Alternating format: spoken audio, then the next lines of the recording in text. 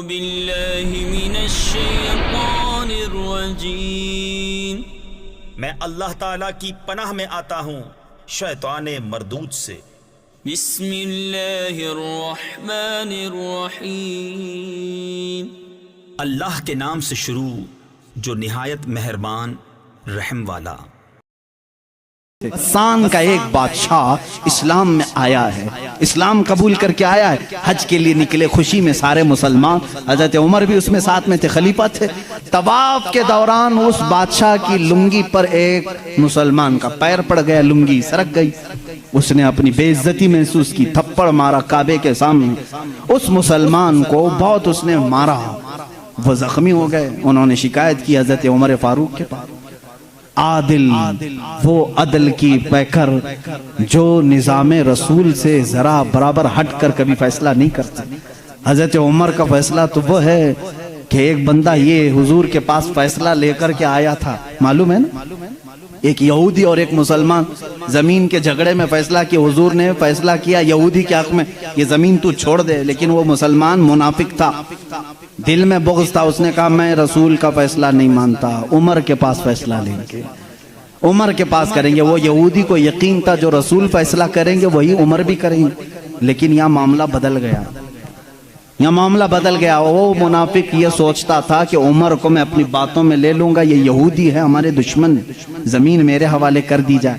حضرت عمر کے پاس دونوں گئے اور کہا ہمارا معاملہ ایسا ایسا ہے۔ اس یہودی نے کہا اے عمر ایک بات سن لو، یہ فیصلہ تمہارے نبی کے پاس ہوا تھا۔ کہا انہوں نے کیا کہا؟ کہا میرے حق میں انہوں نے زمین کا فیصلہ کیا۔ پھر اس نے کیا کیا؟ کہا یہ نہیں مانتا، یہ کہتا ہے عمر کے پاس فیصلہ کریں۔ اللہ اللہ، کہا میں تو پھر اس کا فیصلہ کرتا ہوں۔ حضرت عمر اندر گئے، تلوار لائے اور اس کی گردن اڑا دی۔ کہا جو رسول کا فیصلہ نہ مانے عمر اس کا فیصلہ ایسی کرتا ہے۔ یہ بات مدینے میں مشہور بھی ہو گئی، مسلمان کا قتل کر دیا عمر نے۔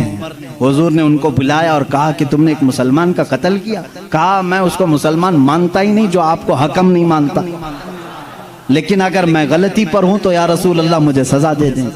اس وقت تک آیت نہیں آئی تھی، آیت نازل ہوئی فَلَا وَرَبِّكَ لَا يُؤْمِنُونَ حَتَّى يُحَكِّمُوكَ فِي مَا شَجَرَ بَيْنَهُمْ۔ اے رسول قسم ہے تمہارے رب کی، اللہ فرما رہا ہے، اللہ فرما رہا ہے اے رسول تمہارے رب کی قسم، وہ ایمان والا ہو ہی نہیں سکتا جو اپنے آپسی معاملات میں آپ کو حکم نہیں مانتا۔ حضور نے فرمایا تب تو عمر نے صحیح فیصلہ کیا۔ اس فیصلے کے حامل علمبردار عمر کے پاس رضی اللہ تعالیٰ فیصلہ لے کر کے آئے، غسان کے بادشاہ اور ایک عام مسلمان کا۔ وہ بادشاہ ہے پہلے عیسائی تھا، مسلمان ہوا چند دن پہلے مسلمان ہوا ہے۔ دونوں کا فیصلہ آیا، حضرت عمر نے پوچھا کیا معاملہ ہے؟ وہ غسان کے بادشاہ نے کہا اے عمر امیر المومنین، کیا مجھے بھی کٹہرے میں کھڑا کریں گے؟ میں بادشاہ ہوں غسان کا، آپ مجھے اپنے بازو میں بٹھائیں۔ حضرت عمر نے کہا آج مقدمہ ہے بادشاہ نہیں، تم بھی وہیں کھڑے رہو گے جہاں مقدمہ کرنے والا کھڑا ہے۔ دونوں کو کھڑا کیا، معاملہ پوچھا تو اس کے بعد حضرت عمر نے کہا تم نے زیادتی کی، اس کا غلطی سے پیر پڑا ہے، ہاں اگر تمہیں لگتا ہے کہ اس نے تمہاری بے عزتی کی تو سزا بھی تھوڑی ہونی چاہیے تھی، لیکن جتنا تم نے اس کو مارا ہے یہ اس کا حق ہے۔ کہا کیا فیصلہ ہوگا؟ حضرت عمر نے کہا اس عام مسلمان سے جتنے تھپڑ زیادہ اس نے لگائے تو بھی لگا دے، یہی فیصلہ ہے، جتنا اس نے زیادہ مارا ہے تو مار۔ وہ غسان کا بادشاہ کہتا ہے بادشاہ کو عام آدمی مارے گا؟ حضرت عمر نے کہا ہاں مارے گا، یہ نظام رسول ہے، یہ نظام رسول ہے، یہ قیصر و کسریٰ کی حکومتیں نہیں ہیں، یہ اللہ کے نبی کی قائم کی ہوئی عدالت ہے۔ اس نے کہا ایک دن کی مجھے مہلت دیں، کل آ کر کے اس فیصلے پر عمل کیا جائے۔ آپ نے کہا مہلت تو دی جا سکتی، جیسے ریمانڈ میں لیتے ہیں۔ اس کو چھوڑا گیا، لیکن وہ بادشاہ فرار ہو کر کے بھاگ گیا اور اسلام بھی چھوڑ دیا، مرتد ہو کے چلا گیا۔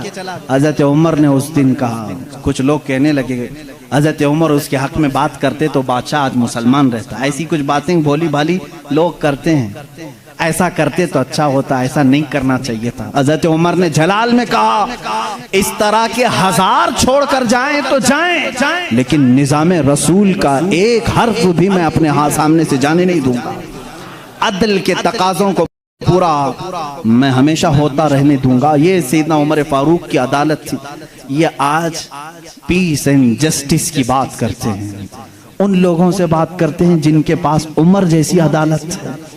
اے میرے عزیزو، عدالت کے نام پر آج بڑا دھبا ہے یہاں پر، بہت سارے معاملات ہو سکتا ہے بہت سارے لوگ میرے اوپر اس بات کا بھی کیس کر دیں کہ یہ حد کی عدالت ہے، عدالت کی بے عزتی کرتا ہے، ہو سکتا ہے۔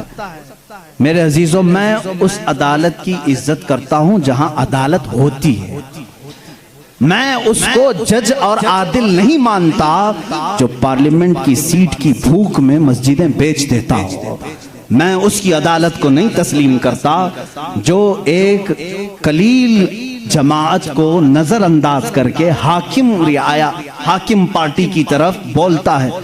میرے عزیزو، ایسے لوگ دنیا میں بہت سارے آئے جو ضمیر فروش ہوتے ہیں، ضمیر فروش ہوتے ہیں۔ ہندوستان بھی اسی ڈگر پر چلنے لگ گیا۔ اب تک دنیا کی سب سے بڑی ڈیموکریسی، سب سے بڑی جمہوریت ہندوستان میں تھی، جہاں پر نظام ایسا تھا، ہمارا عدلیہ کا نظام بہت اچھا تھا، ہماری کورٹ جتنی تھی یہاں پر سب کے ساتھ برابر کا سلوک کیا جاتا تھا، ہندو ہو مسلم ہو۔ آج بھی بہت سارے جج ہیں جو اوتھ لیتے ہیں کہ میرا دین، میرا مذہب، میرا سب کچھ انصاف ہوگا، سمویدھان ہوگا، میں سامنے کسی کو نہیں دیکھوں گا۔ دیکھتے نہیں آپ، جج کے سامنے پٹی باندھے ہوئے ایک مورتی کو رکھا جاتا ہے، کیوں؟ قانون جب بھی ہوتا ہے وہ سامنے والے کو دیکھ کر کے نہیں، اس کے پروف ثبوت دیکھ کر کے۔ لیکن یہاں پر اب عام بچے کو بھی بیوقوف بنایا جا رہا ہے۔ میں اس بات کی آواز اٹھانا چاہوں گا، اس ظلم کو بند کرو، اس ظلم کو بند کرو، اور یہ ڈکٹیٹرشپ جو لائی جا رہی ہے، اس جمہوریت کو ختم کر کے، قتل کر کے، دیکھنا چند دنوں کے بعد یہ سارے نظام ختم کرنے کی بات کریں گے۔ آج مسلمانوں کے خلاف ایک زہر پھیلایا جا رہا ہے، اسی طرح چند دنوں کے بعد اب دلتوں کی باری آئے گی، اس لیے کہ دلتوں کو بھی ایک آنکھ نہیں بھاتے، یہ کبھی پسند نہیں کرتے، یہ 2000 سال پرانا نظام منوسمرتی کا لانا چاہتے ہیں جہاں صرف چند لوگوں کی حکومت ہوگی۔ جانتے ہیں، تاریخ اٹھا کر کے پڑھو، اسی سرزمین پر ایسے ظلم کیے گئے ہیں جہاں چند برہمنوں نے کم ذات کے لوگوں کے کان کاٹے ہیں، جہاں لوگوں کے کانوں میں گرم تیل ڈالے ہیں، اسی سرزمین پر کم ذات کے لوگوں کو کوڑا کرکٹ میں گھر بنانے پر مجبور کرتے تھے، جہاں اعلیٰ ذات کے لوگوں کے پیشاب پاخانے ہوتے تھے وہاں دلت برادری کو رکھنے پر ہی مجبور کرتے تھے، ہر ایک کے گلے میں رسی باندھ کر ایک مٹکا لٹکاتے تھے کہ تھوکنا ہے تو دلت زمین پر تھوک نہیں سکتا، اس مٹکے میں تھوکے گا، اس لیے کہ اس کا تھوک زمین پر پڑے تو یہ اپشگن سمجھتے تھے۔ اس پورے نظام کو، یہاں پہلے ہندوستان میں یہ ساری چیزیں چلی ہیں، کاسٹزم، ذات برادری، اونچ نیچ کے معاملات چلتے رہے، لیکن میں سمجھتا ہوں کہ ہندوستان کو جب آزادی ملی، بھارت کو جو آزادی ملی 1947 کے بعد، سبوں نے مل کر کے ایک سمویدھان بنایا تھا، عدل و انصاف کا سب لوگوں نے حلف اٹھایا تھا، اس میں سب کا حصہ برابر کا ہوگا، سب لوگوں نے قربانی دی ہے، سب کے لیے نظام یکساں ہوگا، برابر ہوگا، اور سب کی دین کا، سب کے ریلیجین کا مان سمان کیا جائے گا۔ لیکن اب جو حالات ہیں میرے عزیزو، یہ دوسری ڈگر پر چل پڑے۔ اب یہاں پر اس سمویدھان کو یہ ختم کرنے کی بات کر رہے ہیں جو امبیڈکر کی سرپرستی میں بنائے گئے تھے، اس کو ختم کر کے یہ نئے سمویدھان کی بات کرنے جا رہے ہیں۔ چند دنوں کے بعد یہ ووٹنگ پاور بھی ختم کرنے کی بات کریں گے، تم سب کو ووٹ دینے کا بھی حق نہیں ہوگا، ٹھہرنے کی امیدوار ہونے کی بات تو دور ہے۔ میں اس نظام کی کھلم کھلا مخالفت کرتا ہوں اور مذمت کرتا ہوں، میں مذمت کرتا ہوں۔ ہمارے لیے وہی بھارت اور وہی ہندوستان اچھا ہے جو ہمارے بڑوں نے اپنے خون کی قربانی سے آزاد کیا ہے۔ آپ سب اسی بھارت کو تسلیم کریں گے یا نئے نویلے بھارت کو؟ ہم اس نوے نویلے بھارت کو جس ڈگر پر یہ لے جا رہے ہیں کاسٹزم کی پر، ہم اس کو نہیں تسلیم کرتے۔ ہم اس بھارت کو، اس سمویدھان کو مانتے ہیں جہاں عدل سب کے لیے برابر ہو، سب کے لیے برابر ہو۔ سپریم کورٹ کو آزاد رکھا جائے، وہ سب کے ساتھ برابر کا انصاف کر سکے، چاہے وہ تخت پر بیٹھا ہوا آدمی ہو، چاہے وہ غریب آدمی ہو، سب کے ساتھ برابر کا عدل کر سکے۔ ہندوستان ہی کی بات میں اگر بتاؤں، یہاں پر ایک بادشاہ ایسا بھی گزرا جس کے ایک تیر سے ایک بچے کی موت ہو گئی تھی، ایک بچے کی موت ہو گئی. عورت جو بچے کی ماں تھی وہ مقدمہ کر دی چیف جسٹس کے پاس. اس وقت کے جو چیف جسٹس تھے قاضی سراج الدولہ، انہوں نے طلب کیا بادشاہ کو طلب کیا. اسی ہندوستان کی بات کر رہا ہوں. عورت ایک جگہ کھڑی ہے، وقت کا بادشاہ ایک جگہ کھڑا ہے. عورت نے کہا میرے بچے کو ان کے تیر سے موت ہو گئی. بادشاہ شکار کھیل رہا تھا، چوک کے تیر لگ گیا. بادشاہ نے کہا ہاں میرا تیر لگا تو ہے، گواہ بھی ہیں، سپاہی بھی گواہ ہیں، عورت بھی گواہ ہے. دو آپشن ہوتے ہیں موت کے بعد. کسی کا کچھ قتل ہو گیا انجانے میں، چوک کر اگر قتل ہو گیا، دو آپشن اسلام دیتا ہے. اس عورت کو قاضی نے کہا تیرے پاس دو آپشن ہیں، چاہے تو اپنے بچے کی موت پر دیت لے لے، کچھ پیسے لے لے بادشاہ سے اور اسے معاف کر دے، یا چاہے تو جان کے بدلے جان لے لے. بادشاہ کی جان بھی لے سکتی ہے. قاضی نے فیصلہ سنا دیا، یہ نہیں کہ بادشاہ کو چھوڑ دینا ہے. دونوں آپشن عورت کے اوپر. وہ عورت نے جب دیکھا کہ عدل کا یہ پیکر اسلامی نظام ہے، بادشاہ کے تیر لگا ہے اور قاضی صحیح فیصلہ دے رہا ہے، اس عورت نے کہا اگر یہ قاضی آج اس طرح کا صحیح فیصلہ دے رہا ہے تو اس طرح کے بادشاہ کی وجہ سے ہی، بادشاہ ایسا ہوگا اسی لیے قاضی ایسا ہے.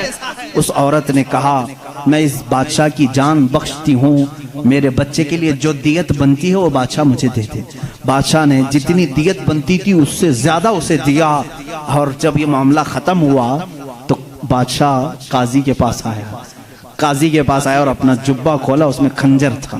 خنجر نکالا، کہا قاضی، وہ اس وقت کے سپریم کورٹ کا چیف جسٹس تھا. قاضی بادشاہ کیا کہتا جانتے ہو؟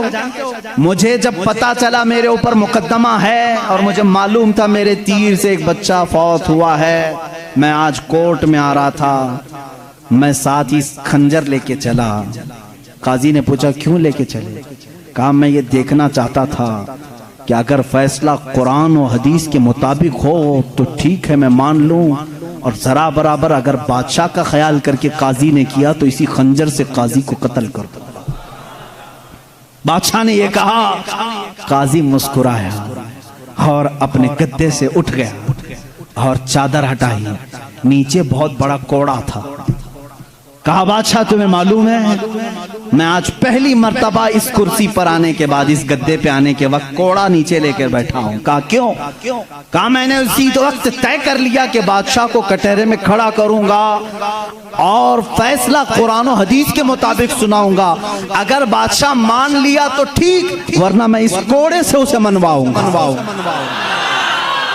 یہ نظام اسلام تھا، یہ عدل کے تقاضے تھے. وہ عمر ابن خطاب کے دور کے بھی سنہرے واقعات اسلام نے